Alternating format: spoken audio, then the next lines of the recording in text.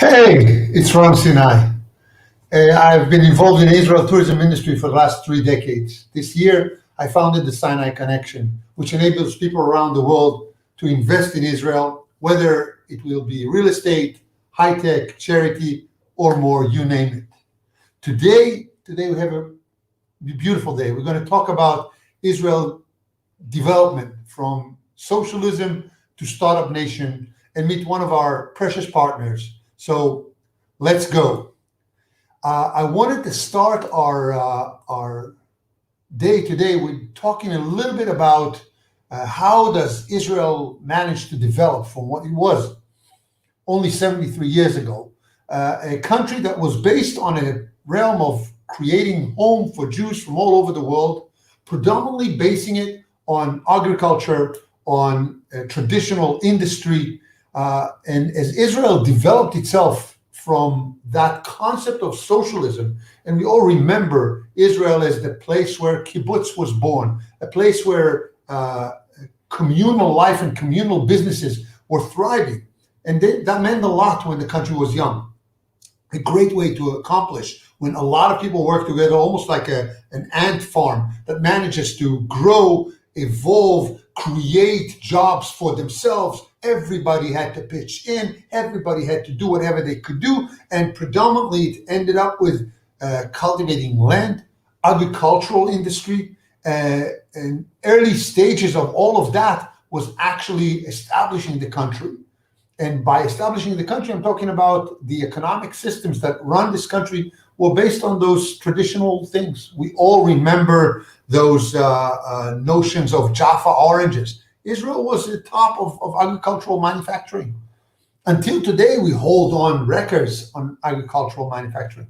We used to run a lot of emphasis on industries like confections and textile. And we managed to create a lot of innovation in that matter. But all of that kind of collided when the socialism started to attack the capitalism of the world. And that was kind of understanding that if we want to grow beyond growing vegetables, tomatoes, and Jaffa oranges, we need to think a little bit more than that. One of the things that changed was the notion between it's all for one and one for all of socialism in kibbutz to an idea that if I can do it in a kibbutz, I can easily do it outside. I can take that knowledge that I've gained within the group and expand it and give my horizon to be the actually limit and not the group's will. It all went well and slow as things were changing, slowly but in a moderate way towards thriving capitalism in many ways. Even the local industries or traditional industries received a lot of power and a lot of technology into them, whether it would be in agricultural inventions, the cherry tomatoes and others, or in irrigation systems and others. But it was still not there exactly of what we know of today. We're talking about a country today that actually holds on top of the world in technology. And it all, I think, started in the 90s.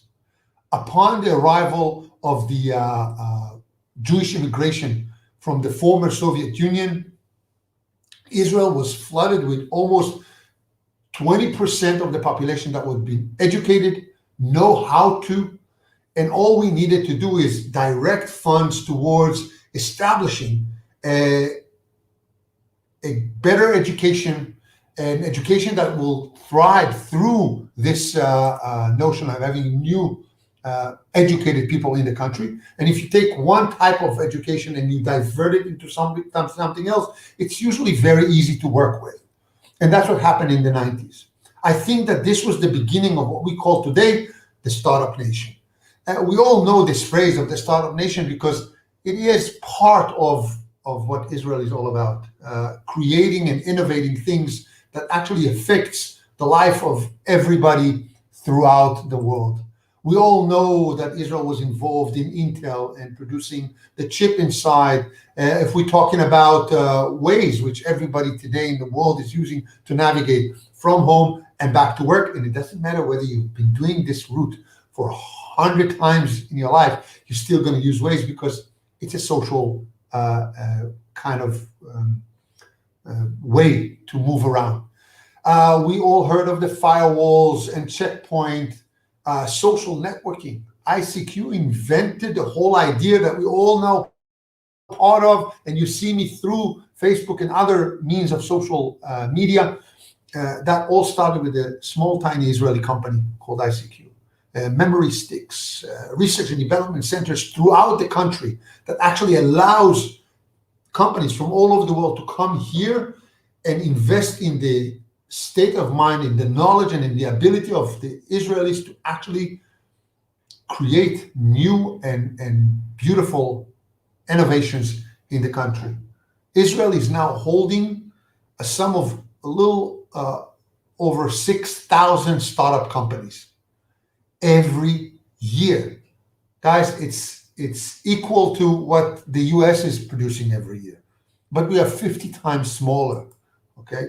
This idea, actually, when the Sinai connection was developed, one of the first things that we had in mind is, if I want to connect people to Israel, I need to connect them to this industry somehow. And that's where my dear friend and colleague joined us, and that was Itai Sagi. Itai Sagi is a friend and a colleague and an amazing entrepreneur. I want to introduce you to him. Hi, Itai. How are you? Hi, everyone. How are you? Oh, Nice thank to you. I'm meet you. great. It's so great seeing you tonight. You too. You too. Well, Itai, since I already gave a few words about how we started this thing together, please tell us a little bit about yourself. So before I'll give my introduction, I'll tell you a small story I just remembered. I had the honor of going to a business delegation to Mexico back in 2013 with President Perez to meet with Peña Nieto and the Mexican business people.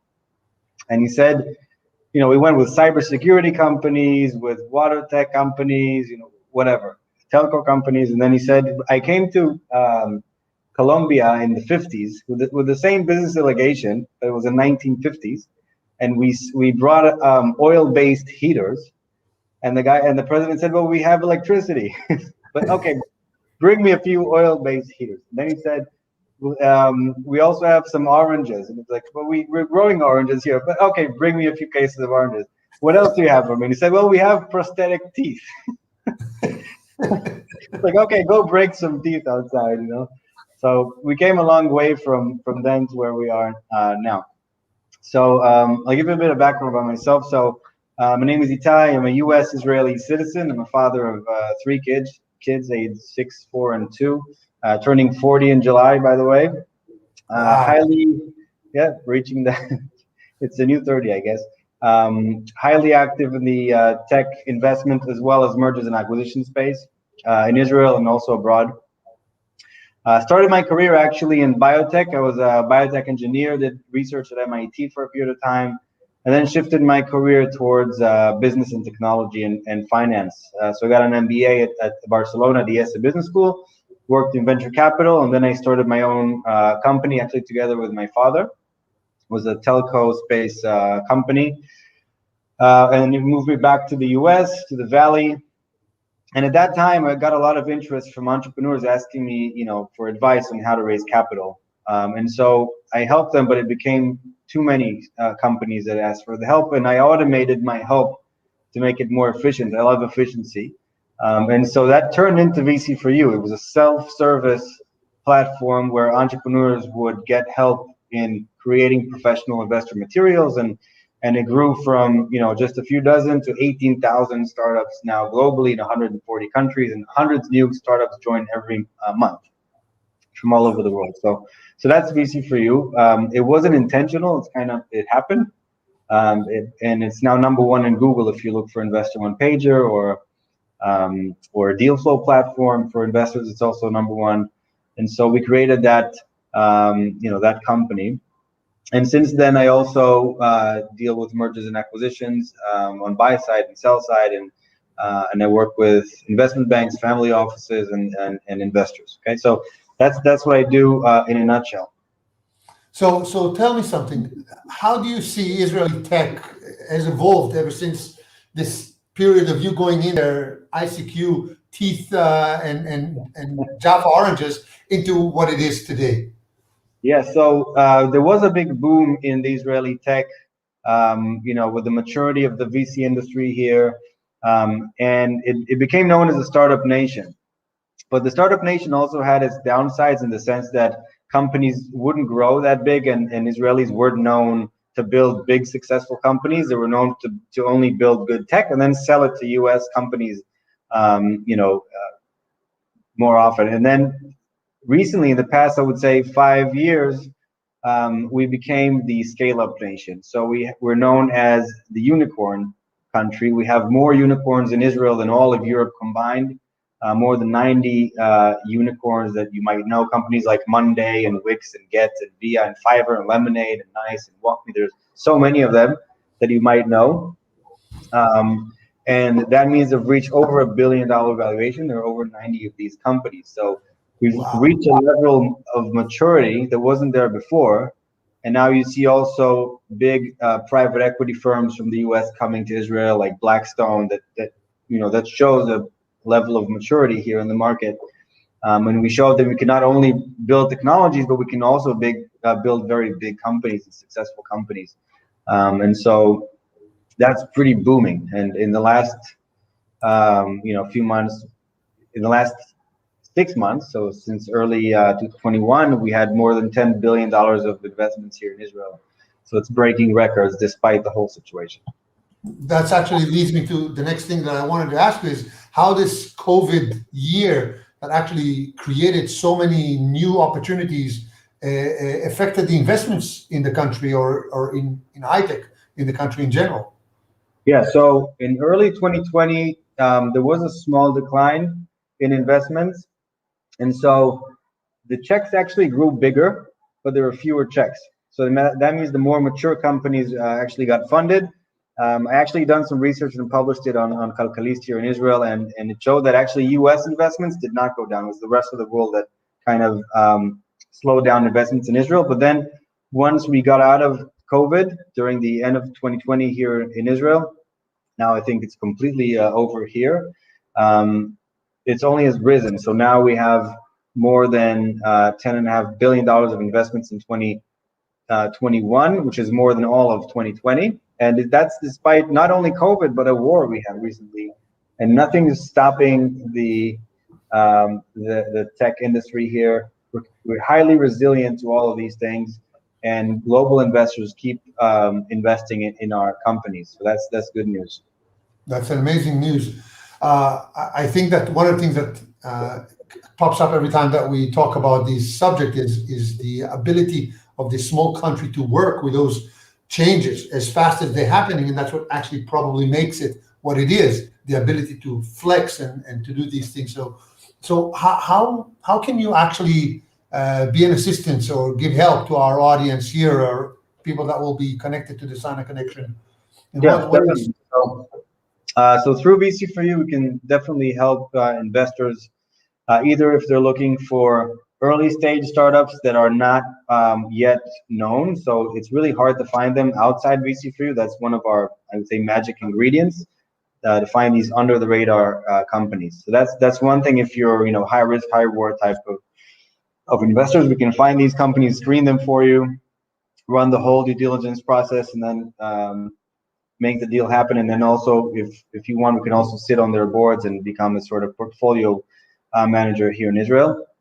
All the way to bigger companies and that are outside the scope of VC4U, you can also find them. You can also work with local investors, local VCs, to co-invest with them, and then also manage the portfolio for you here in Israel. So it's all of these things, from scouting them all the way to executing the deal and then sitting on their board.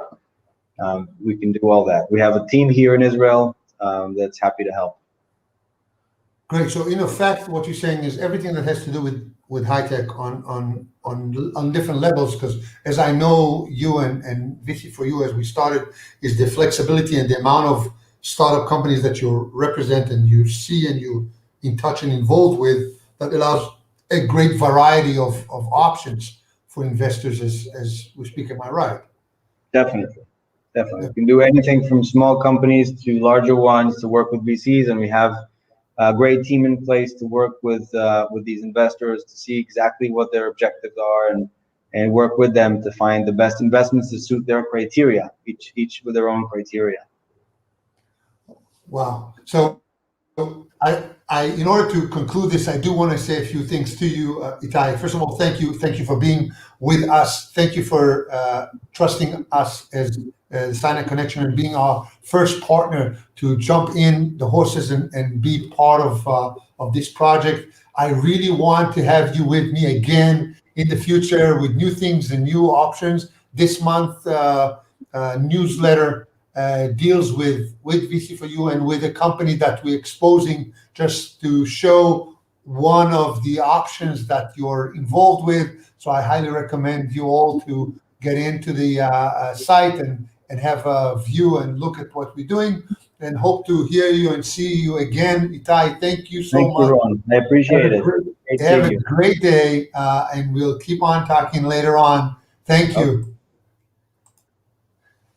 Bye-bye.